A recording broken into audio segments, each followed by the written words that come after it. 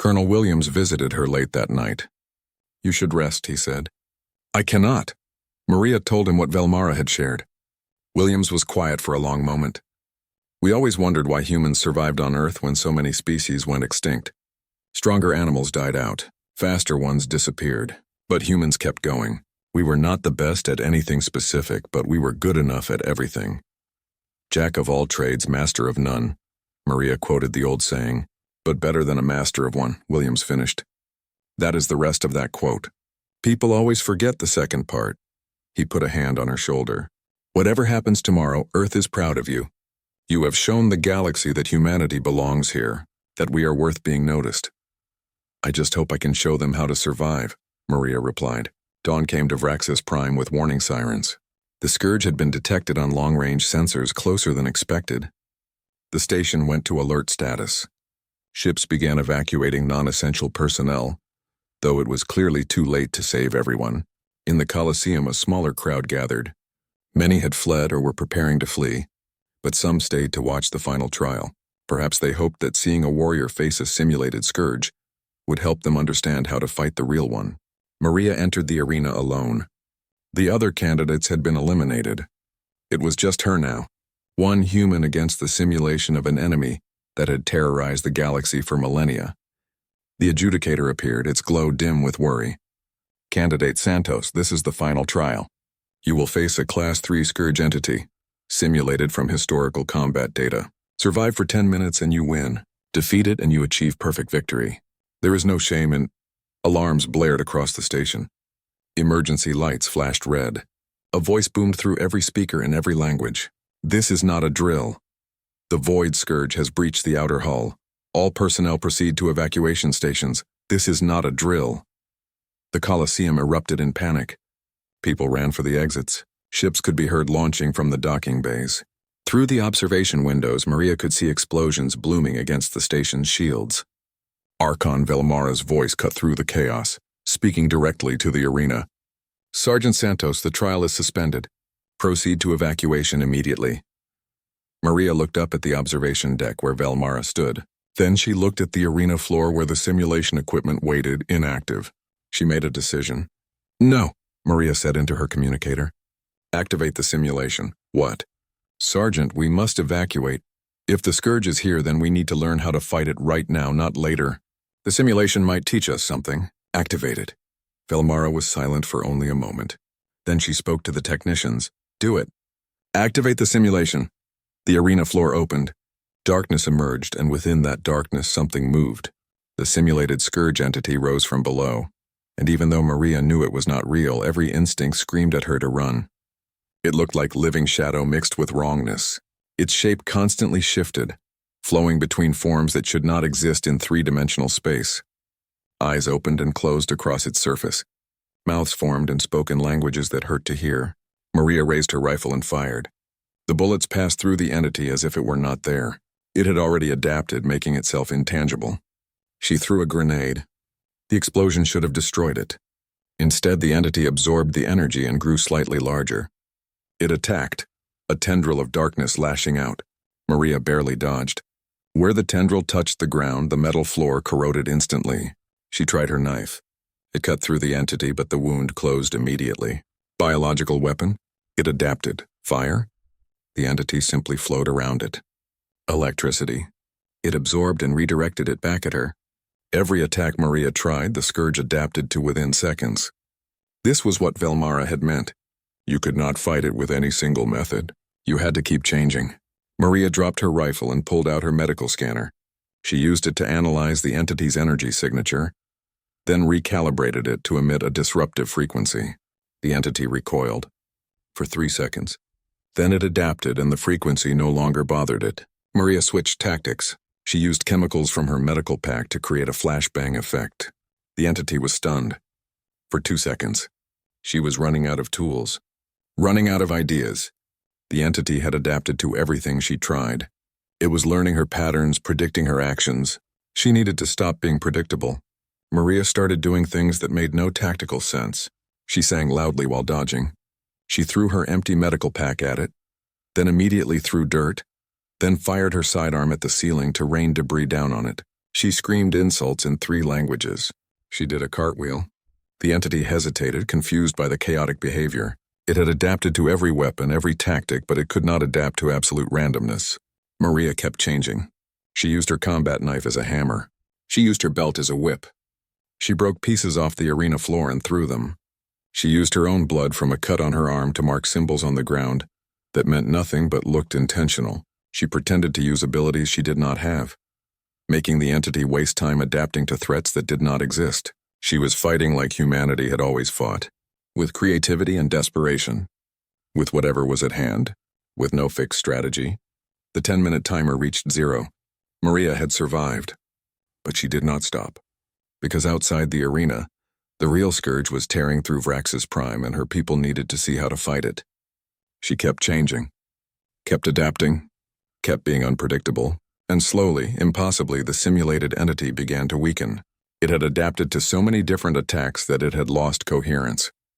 It could not be intangible and solid at the same time. It could not absorb energy and be vulnerable to physical damage simultaneously. It had become everything, and in becoming everything, it had become unstable. Maria saw the opening. She used the last trick she had left. Something so simple the entity would never expect it. She stopped moving, stood perfectly still, and waited. The entity attacked, all its adapted forms at once, a mass of contradictory abilities striking together, and it tore itself apart from the inside. The simulation ended. The entity dissolved. Silence filled the Colosseum. Then Velmara's voice filled with wonder. She defeated it. The human defeated it. Through the speakers came the sounds of fighting throughout the station. The real scourge was here, and now, thanks to Maria, the galaxy had seen how to fight it. Not with strength, not with technology, with constant, chaotic, impossible-to-predict change. Maria sat in her quarters staring at the wall. Tomorrow would be the final trial. She had made it further than anyone expected, further than she had expected herself. But now came the real test. A chime at her door interrupted her thoughts. "Come in," she called. The door opened and an unexpected visitor entered. Archon Velmara, the ancient council member, moved slowly into the room. Her gray skin seemed to glow faintly in the dim light. Behind her came a younger assistant carrying a datapad. "Sergeant Santos," Velmara said, her voice gentle despite her authority. "I hope I am not disturbing you." Maria stood quickly. "Of course not, Archon. Please sit." Velmara lowered herself into a chair with the care of someone whose bones had grown tired over centuries. "I came to speak with you before the final trial. There are things you should know, things the Council has kept secret for too long." The assistant activated a holographic projector. Images filled the air between them. Ancient texts, battle reports, scientific data. The Sentinel scanner was not created just to choose warriors for political trials, Velmara began. "That was how we used it, yes, but it was not its true purpose. The precursors built it to find something specific, a trait they called infinite adaptation potential." Maria looked at the swirling symbols in the hologram. "I do not understand. Let me explain by showing you something." Velmara gestured and the hologram changed. It showed a battle from thousands of years ago. A species Maria did not recognize fought against the Void Scourge. They used massive energy weapons, the kind that could destroy planets. The Scourge entities absorbed the energy and grew stronger. The hologram shifted to another battle. A different species used biological warfare, engineered viruses designed to destroy at the molecular level. The Scourge adapted and became immune within hours. Another battle. Advanced technology that could manipulate time itself. The Scourge learned to exist outside normal time flow. Do you see the pattern? Velmara asked. Every time we fought the Scourge with a specific strategy, it adapted. It learned. It became immune to that method of attack. The more specialized and powerful the weapon, the faster it adapted. Maria felt cold understanding wash over her. So using our best weapons makes it stronger. Exactly, Velmara nodded. The only times the Scourge was successfully driven back were by species who could adapt faster than it could. Species who never used the same tactic twice. Species who could fight with anything and everything. The hologram showed a strange insect-like species fighting the Scourge with what looked like primitive tools, but they changed tools constantly. Rocks became spears, became fire, became traps, became poison. The Scourge tried to adapt but could not keep up with the constant changes. These were the Qitari, Velmara said quietly. They are extinct now, but they held off the scourge for 3 years. Not because they were powerful, because they refused to fight the same way twice. Another hologram showed a different species, barely humanoid, fighting with no pattern at all. They used technology, then abandoned it for physical combat, then switched to psychological warfare, then environmental manipulation. Complete chaos, the Vryn Collective. They survived 5 scourge incursions before their star went supernova. They had no single military doctrine. Every warrior fought completely differently. Velmara leaned forward, her ancient eyes fixed on Maria. The scanner is not looking for the strongest species. It is looking for the most adaptable. The species that can change what it is at a moment's notice. The species with no fixed nature. Maria thought about the trials, about how she had won each one by refusing to fight the way others expected, by using tools in ways they were not designed for, by becoming unpredictable. Humans, Velmara said, evolved on a world with extreme environmental variations. You had to adapt to survive. You are generalists in a galaxy of specialists. Every other species has evolved for a specific niche. Kryn for strength, Nexians for computation, the Shadewalkers for stealth. But humans? You have no special ability except the ability to learn any ability. The assistant spoke for the first time. Our analysis of human history shows constant adaptation. You invented tools, then discarded them for better ones. You developed thousands of different cultures, languages, fighting styles. You never settled into one way of being. That is why the scanner chose you, Velmara said. Not because you are strong. Because you are everything and nothing at the same time. You can be whatever you need to be. Maria absorbed this information. It made sense in a way that was both encouraging and terrifying. The final trial. What will it be? Velmara's expression turned grave. You will face a simulated scourge entity, a small one created from historical data. It will be the most dangerous thing you have ever encountered. How do I fight it? That is the question every species asks, Velmara replied. And every species that asks it the same way fails. There is no how. There is no strategy that works. You simply fight, and when it adapts, you change. And when it adapts to that, you change again, faster and faster until either you win or you cannot change anymore. She stood to leave, her assistant helping her up. At the door, she paused. Sergeant Santos, one more thing. Our sensors detected the scourge entering the outer system 3 hours ago. It is moving faster than our projections suggested. It will reach Vraxis Prime sometime tomorrow. Maria felt her blood run cold. During the trial? Possibly before it. The Council is debating evacuation, but there are 5 million beings on this station. We cannot evacuate them all in time. Velmara looked at Maria with something like hope in her ancient eyes. If the scanner is right about you, about humanity, then perhaps you can show us how to fight what is coming.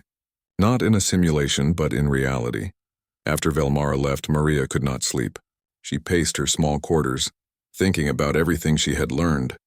About adaptation and change. About being unpredictable. About having no fixed nature. The third trial began the next day. They were given 12 hours to rest and prepare. Maria spent most of that time studying her medical pack, taking inventory of supplies. She had used some during the maze, treating minor cuts and checking herself for injuries. Lieutenant Chen visited her in her quarters. You are doing well, he said. Better than anyone expected. I am barely keeping up, Maria replied honestly. Vale and the hive mind are ahead of me in points. One mistake and I am eliminated. You have not made mistakes. You have made adjustments. Chen sat down across from her. That is what we do, right? Humans adapt. We might not be the fastest or the strongest, but we figure things out. Maria smiled slightly. I hope the next trial rewards figuring things out. The third trial was called the Pit of Endurance. They were taken to a hostile environment chamber, a massive enclosed space with its own artificial atmosphere. The adjudicator explained the rules. You will survive here for 72 hours. You have only what you carry. The environment is hostile. Water is contaminated. Food sources are scarce. Predatory creatures hunt these grounds. Those who survive the full duration advance. Those who fail to endure are eliminated. They were released into the chamber one by one, spread across different starting locations. Maria found herself in a rocky area with thin, toxic atmosphere. Her suit's sensors showed high radiation levels and temperature extremes. At night it would drop below freezing. During the day it would be hot enough to cause heat stroke. She watched the holographic countdown. 72 hours, 3 days. The other candidates had advantages. The hive mind's drones could enter sleep mode and conserve energy. Kratos could enter a form of suspended animation, barely using resources. The Nexian had built-in recycling systems. Maria was just human. She needed water, food, sleep, and protection from the environment. Her suit could filter air, but it had limited battery life. Her rations would last maybe 48 hours if she was careful. She found shelter in a cave formation and took stock of her situation. This was bad. The physically superior species would have major advantages here. Their bodies were more efficient, more resilient. But then Maria remembered her training. Humans had evolved on Earth, a planet with wildly varying environments, deserts and tundras, jungles and mountains. Humanity had spread across their entire world by learning to survive anywhere. Her species had invented endurance hunting. Ancient humans would chase prey for hours, sometimes days, until the animal collapsed from exhaustion. Not because humans were faster, because humans could keep going longer. Humans were persistence predators. Maria rationed her supplies carefully. She found water seepage in the cave and used her medical scanner to test it, mostly safe after filtration through her suit's emergency system. She found insects that her scanner identified as non-toxic. Not pleasant to eat, but protein was protein. When predatory creatures came near, she did not fight them. She scared them away with fire, made from chemical reactions in her medical pack. She used her suit's limited power only when absolutely necessary, manually regulating her temperature instead. The first night was brutal. She was cold, hungry, and uncomfortable. The second day was worse. She was exhausted and sore, but she kept going. Through the holographic displays, viewers watched the candidates. The Cytherian drones started failing on the second day. Their energy reserves depleted faster than expected. The hive mind was eliminated. A Draconid warrior named Skarzeth, who had been performing well, suffered an injury when a predator attacked. He survived but had to use so much energy in the fight that he could not maintain his body temperature. He withdrew on day 3. Maria just kept surviving. She treated her own minor injuries. She found food sources others missed. She conserved energy with ruthless efficiency. When the 72 hours finally ended, she emerged exhausted but alive. Only 4 candidates remained: Maria, Kratos, Shadewalker Vale, and Torval the Nexian. The galaxy was beginning to understand something. The human was not winning through superiority. She was winning through something else, through refusing to quit, through making do with less, through adapting to whatever the trial threw at her. In the viewing stands, Archon Velmara watched with ancient eyes that had seen thousands of candidates over her lifetime. She turned to her aide. "Send a message to the deep space sensors. I want constant updates on the Scourge's position." "You think it is coming soon?" the aide asked. "I think the scanner knows something we do not," Velmara replied. "And I think we are about to find out what." The 4th trial was announced that evening. The adjudicator's voice carried across the Colosseum. "Warriors, you have proven your strength, your cunning, and your endurance.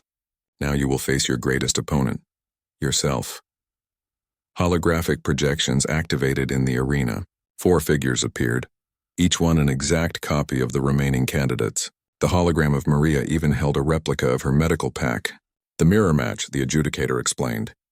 "You will fight a copy of yourself with identical abilities and knowledge.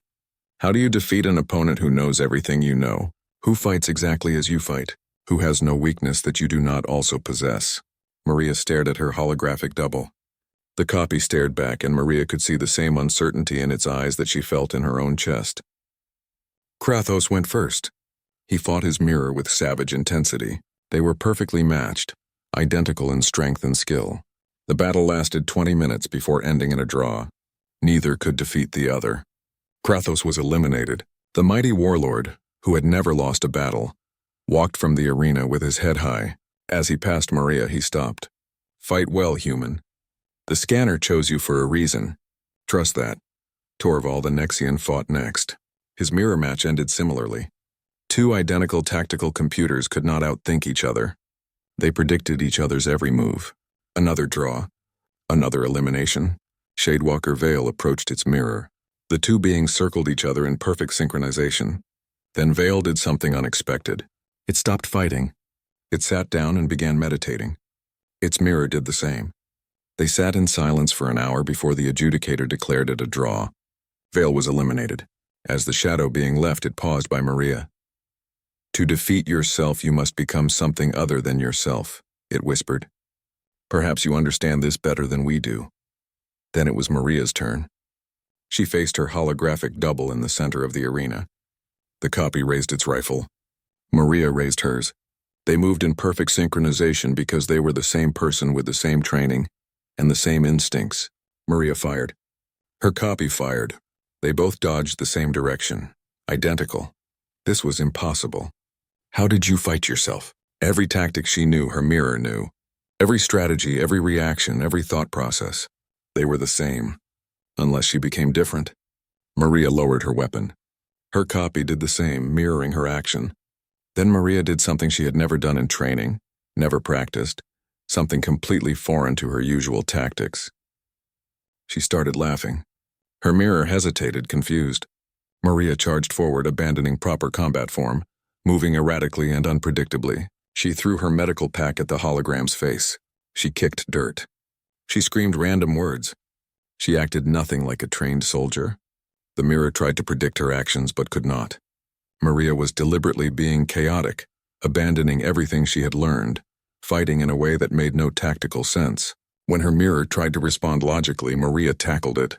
They rolled across the ground. Maria was fighting like a child in a playground brawl, all wild emotion and zero technique. Her mirror, programmed to fight like Maria normally fought, could not adapt to this absolute abandonment of discipline. Maria got her knife against the hologram's throat. The copy flickered and disappeared. Trial complete. The arena was silent. Then applause erupted from the human delegation. Others joined in slowly, stunned by what they had witnessed. The adjudicator's voice boomed out. Candidate Santos advances. The final trial will commence tomorrow. Maria stood alone in the center of the arena, breathing hard, her uniform covered in dirt. She had defeated herself by becoming someone else, by refusing to be predictable, by being impossible to understand. And deep in space, the void scourge crossed into the outer reaches of the galaxy, its arrival no longer weeks away but hours. The viewing platforms were packed with spectators as the second trial began. Word had spread throughout Vraxis Prime about the human who defeated the combat automatons without actually fighting them. Some called it cleverness, others called it cheating. But the rules had never said the automatons had to be defeated in a specific way. Maria stood with the remaining candidates in the preparation area. 8 had started. All 8 had passed the first trial, though she had taken the longest time. The others had won through pure combat ability. She had won through improvisation. Shadewalker Vale drifted closer to her. It was difficult to look at directly. Its form seemed to shift and blur, like smoke trying to hold a shape. When it spoke, its voice sounded like whispers layered on top of whispers. You fight strangely, human. Maria was not sure if that was an insult or an observation. I fight with what I have. What you have is less than everyone here. The Shadewalker tilted its head in a way that seemed almost curious. Yet you advance, interesting. Before Maria could respond, the adjudicator appeared. Warriors, the second trial will test your ability to navigate danger and survive hostile environments. You will enter the maze of shadows. Reach the center before time expires. The maze contains traps and hostile entities. Some of you will not emerge. The entrance to the maze opened, a dark doorway in the arena wall. It looked like a mouth waiting to swallow them. You will enter one at a time, the adjudicator continued. Your time begins when you cross the threshold. Fastest completion advances with the highest score. Failure to reach the center results in elimination. They drew lots for order. Shadewalker Vale went first, naturally. The being seemed excited if Maria was reading its body language correctly. A maze of shadows was its perfect environment. It disappeared into the darkness and holographic displays showed its progress to the watching crowd. Vale moved through the maze like water flowing downhill. It phased through walls when needed, slipped past traps and avoided hostile creatures by becoming intangible. It reached the center in 8 minutes. Next went a Nexian warrior named Torval. More machine than organic now. He used advanced sensors to map the maze and calculate the optimal path. 12 minutes, Krathos simply smashed through obstacles. The maze's traps barely slowed him down. His armored body shrugged off attacks that would have killed others. 14 minutes, but only because he took the most direct path, which was not the fastest. The hive mind split its drones into search parties, mapping every passage simultaneously. When one found the correct path, they all converged on it. 11 minutes. Then it was Maria's turn. She stepped into the maze and darkness swallowed her immediately. Emergency lights provided bare minimum visibility. The walls were close, oppressive. She could hear things moving in the shadows ahead. Maria took a breath and started forward. She had no ability to phase through walls like Vale. No advanced sensors like the Nexians. No armor like Krathos. She had her eyes, her ears, and her training. Medical training taught you to read signs. A patient's symptoms told a story if you knew how to listen. Temperature, pulse, breathing, skin color all provided information. The body always told you what was wrong if you paid attention. An environment could tell a story too. Maria moved carefully, watching everything. She noticed that air pressure changed near traps. The breeze shifted direction at intersections. Temperature variations indicated which passages led toward the maze's center, which was warmer due to concentrated power sources. When she encountered her first hostile entity, a mechanical creature that lunged from the shadows, she reacted on instinct. Her combat knife found the joint in its neck plating, not because she was a great fighter, but because she knew anatomy. Even machines had vulnerable points, places where critical systems were exposed. She read the maze like a diagnosis. This passage had stale air leading to a dead end. This intersection showed foot traffic patterns in the dust indicating the correct path. The walls here were warmer, meaning she was getting close to the center's power core. Twice she nearly triggered traps. Once she avoided a hostile entity by finding a side passage it could not fit through. She was slower than the others, more cautious, but she kept moving forward.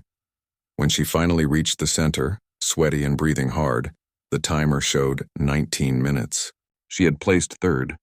Not great, but enough to advance. She emerged from the maze to find the other candidates waiting. Some looked at her with new respect. Others still seemed dismissive. She had survived, but barely. Adequate, Krathos rumbled.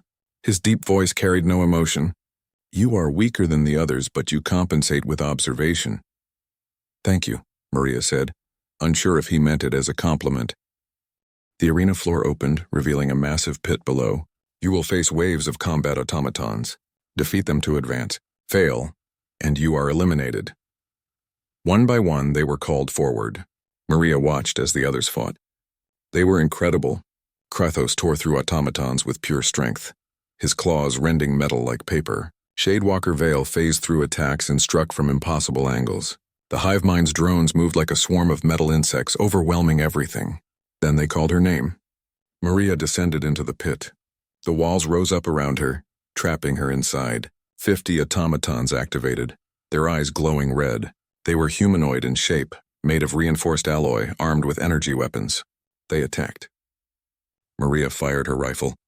The bullets bounced off their armor. She might as well have been throwing stones. An automaton raised its weapon to fire at her.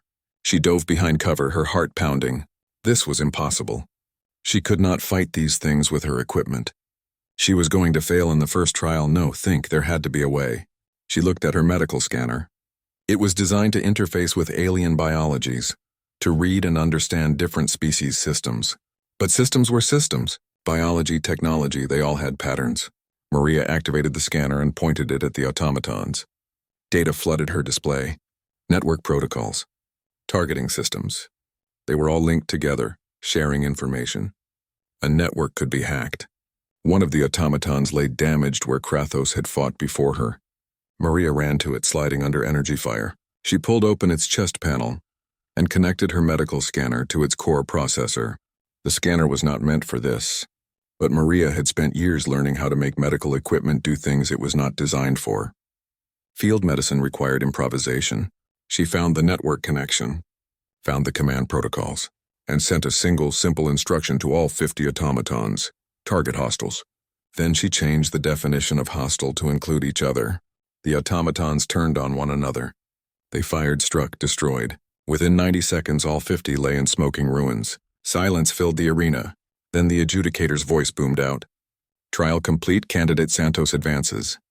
Above, in the viewing stands, the galaxy watched in stunned disbelief. The human had not won through strength. She had won through thinking. And somewhere in dark space, the Void Scourge drew closer. The council chamber was chaos. Representatives from hundreds of species shouted at each other across the circular room. Translators struggled to keep up with the flood of angry words in dozens of languages. At the center, Maria stood alone on a raised platform, feeling very small.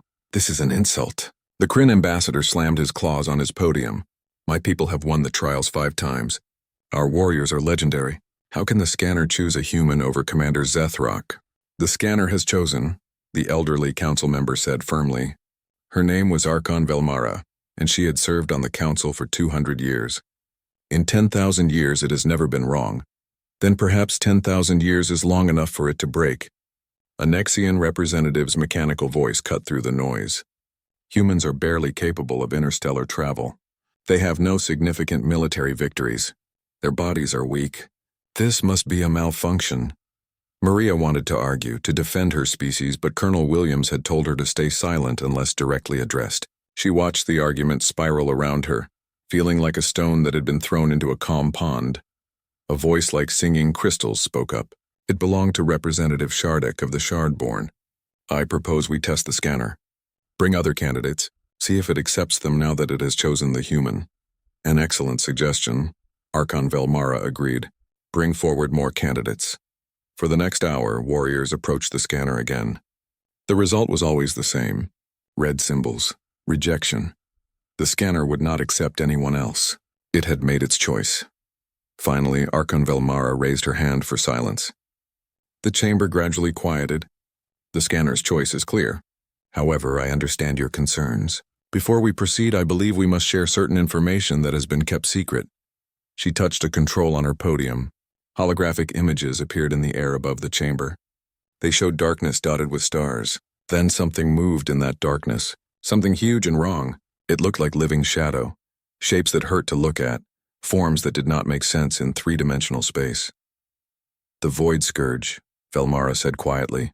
This is why the precursors built the scanner. This is the real purpose of the trials. Maria felt cold fear run down her spine. She had heard stories about the Void Scourge, but most humans thought they were legends. Velmara continued. Every 1,000 years, the Scourge emerges from dark space and attacks our galaxy. The precursors created the trials to find warriors who could face it. The scanner does not measure strength or speed. It measures something else. Something they called adaptive lethality and survival imperative. The hologram changed, showing ancient battles. Species Maria did not recognize fighting against the shadow creatures. Some used massive weapons. Others used advanced technology. All of them failed. The Scourge adapted to every attack, learning and evolving faster than the defenders could respond. Only 3 times in recorded history has the Scourge been successfully driven back, Velmara said. Each time it was by species who could adapt faster than the Scourge itself. Species who could change their tactics mid-battle. Species who could survive anything. She looked directly at Maria. The scanner is not looking for the strongest warrior. It is looking for the species most likely to survive. And it has chosen humanity. The chamber was silent now. Everyone stared at Maria with new eyes. Not with contempt, but with something more unsettling. Fear, hope, calculation. There is more, Velmara said.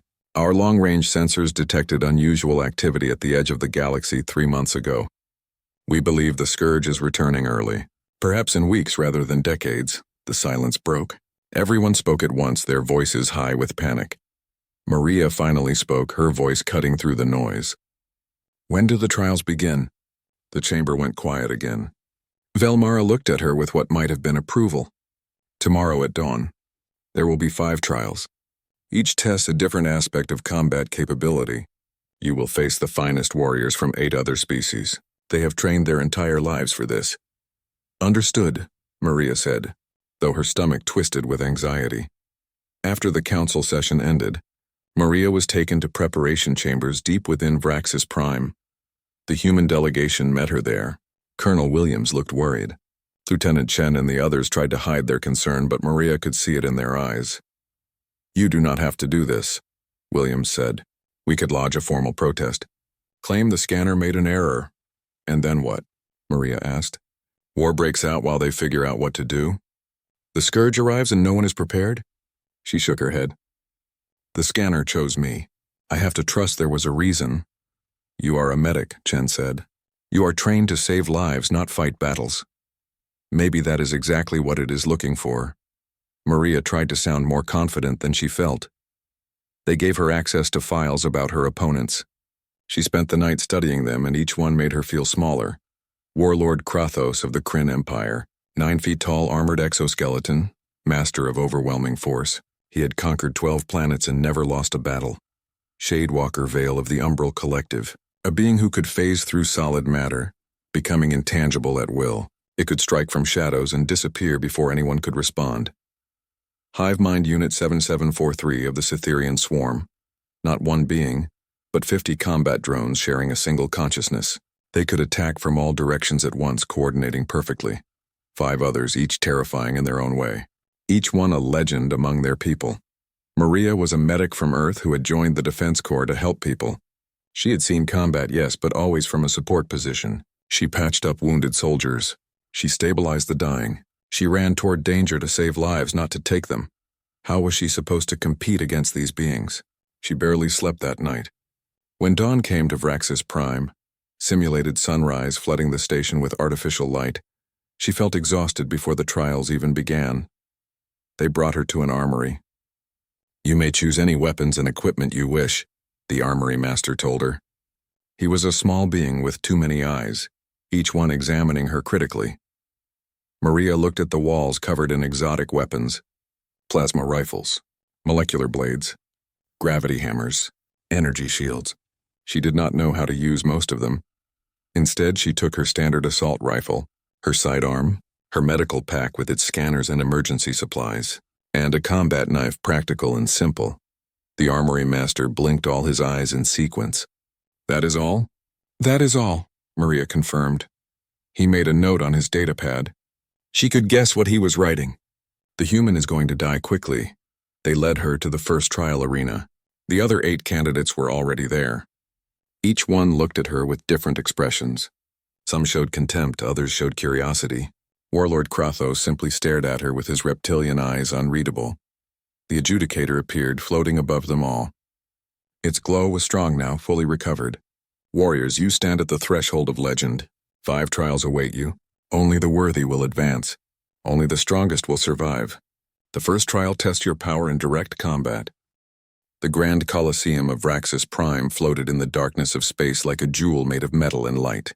Ships from 1,000 worlds surrounded it, each carrying representatives who came to witness history. Inside the massive structure, beings from across the galaxy filled the seats.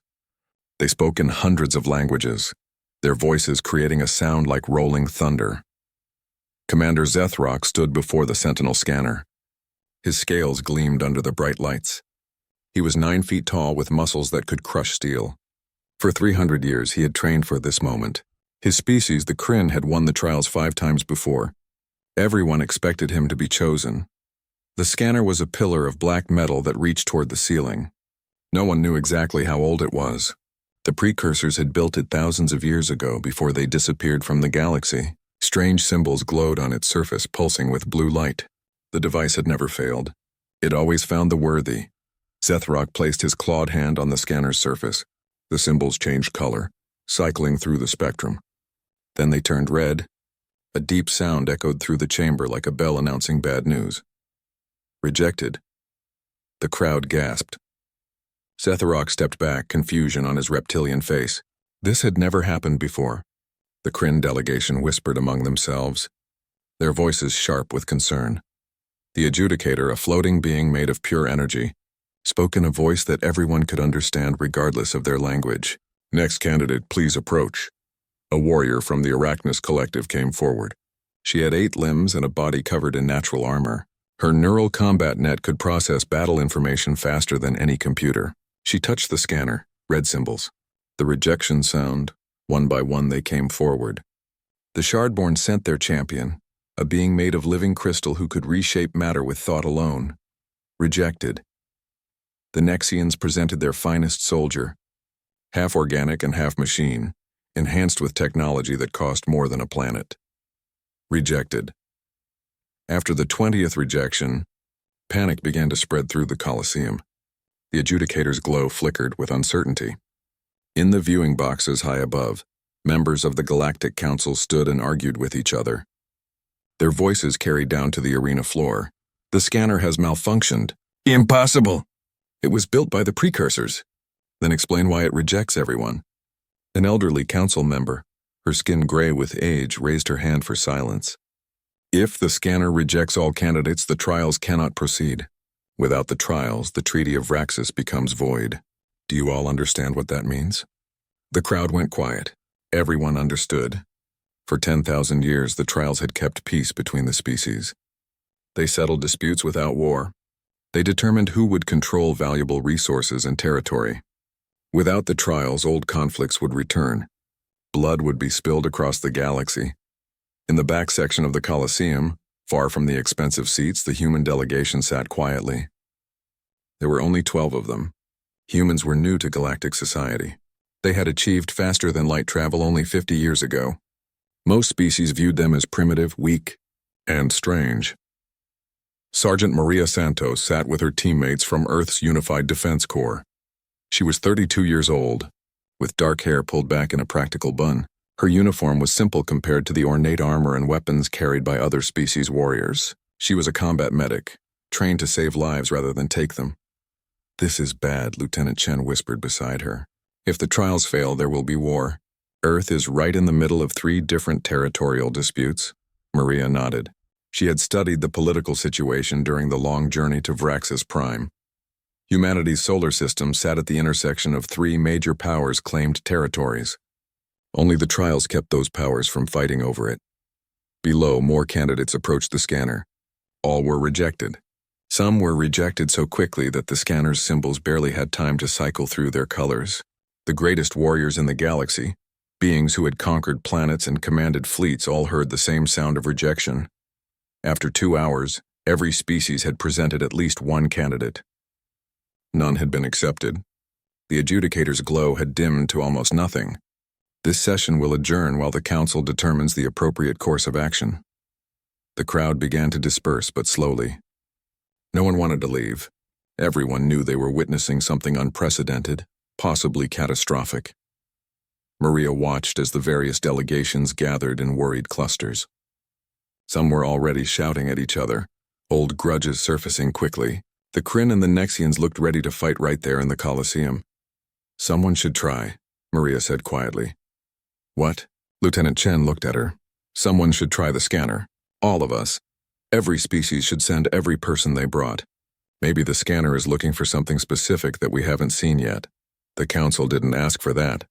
The council is too busy arguing about protocols." Maria stood up. "Permission to approach the scanner, sir?" Her commanding officer, Colonel Williams, studied her face. He was an older man with gray at his temples and the careful eyes of someone who had seen too much combat. "You really want to do this? You're not even our primary combatant." "That's exactly why I should try. Everyone else has sent their strongest warriors." Maybe that's the problem.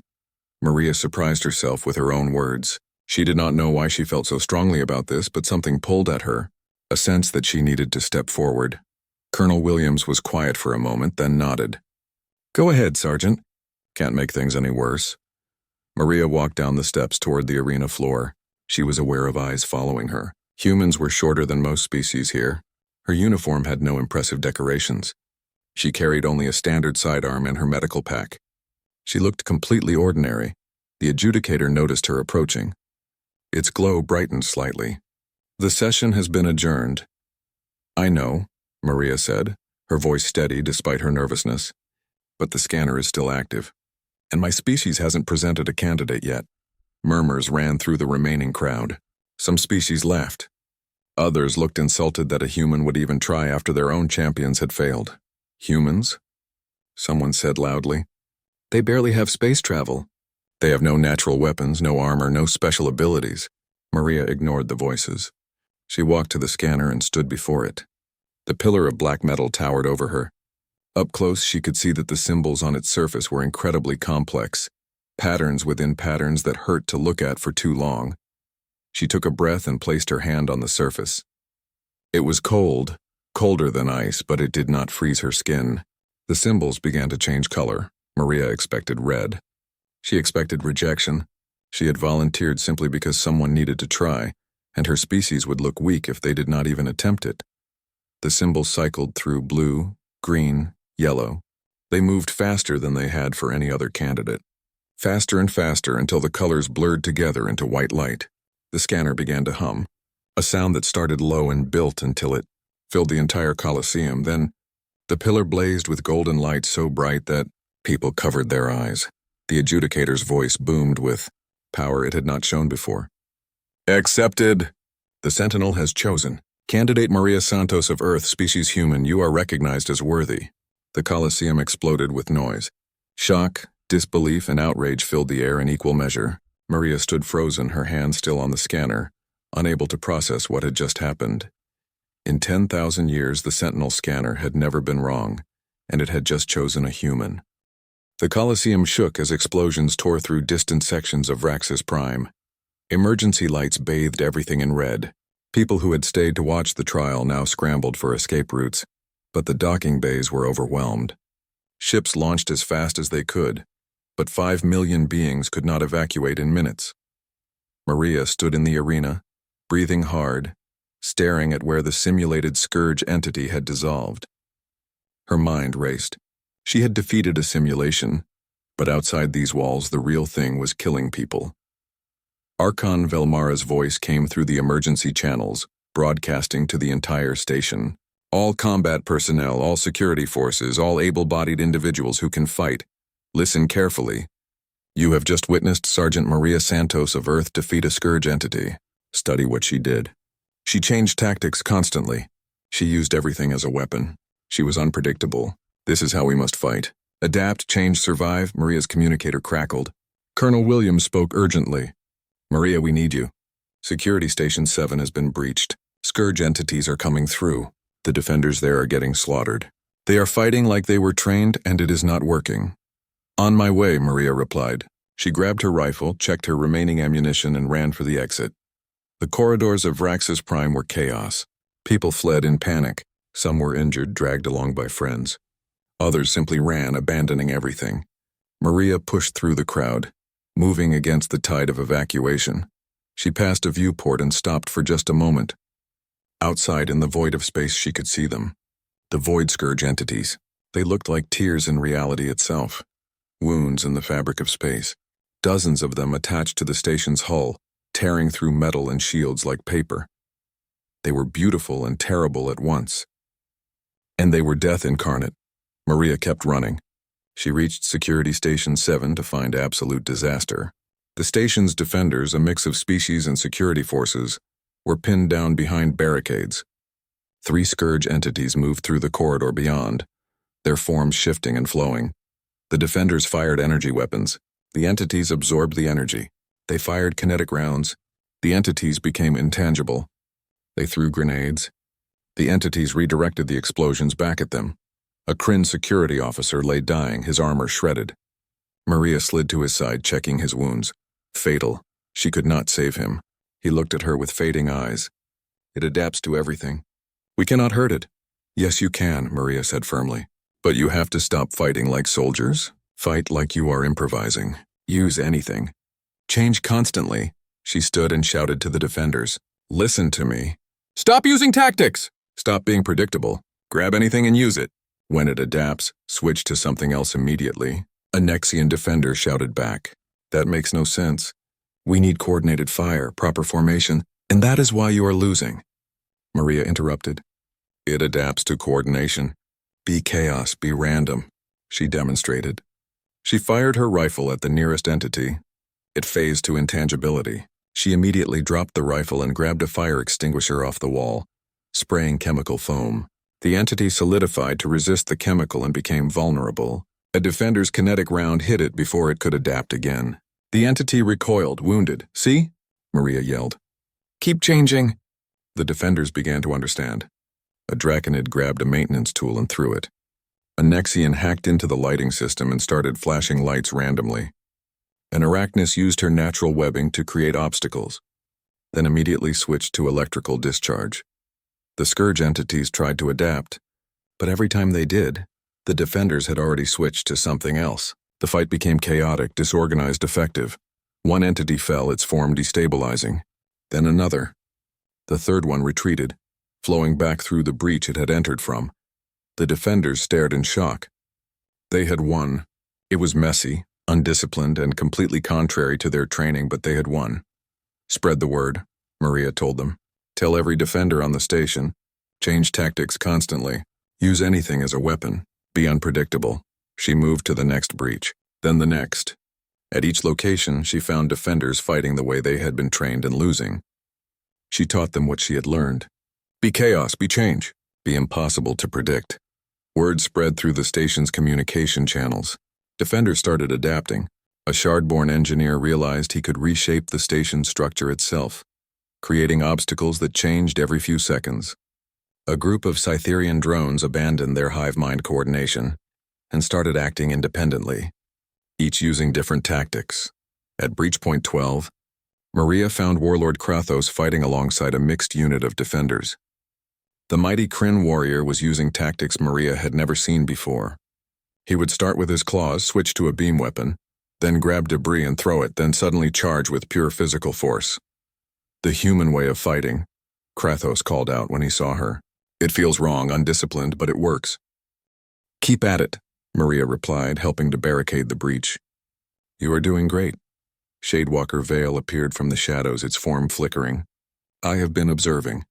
The Scourge cannot maintain adaptations to more than 7 or 8 different attack types simultaneously. If we exceed that threshold with rapid changes, it destabilizes. Spread that information, Maria said. 8 different attacks in quick succession.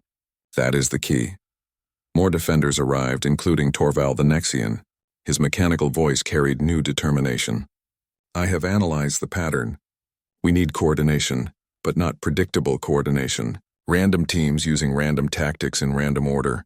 They organized a defense that was organized chaos. Teams would form, attack with multiple different methods, then dissolve and reform with different members using different tactics. No pattern for the Scourge to learn, no strategy to adapt to. The tide of battle began to turn. Slowly, the Scourge entities were pushed back, but there were so many of them, and the station's defenders were exhausted. People were dying. Sections of the station were being sealed off as life support failed.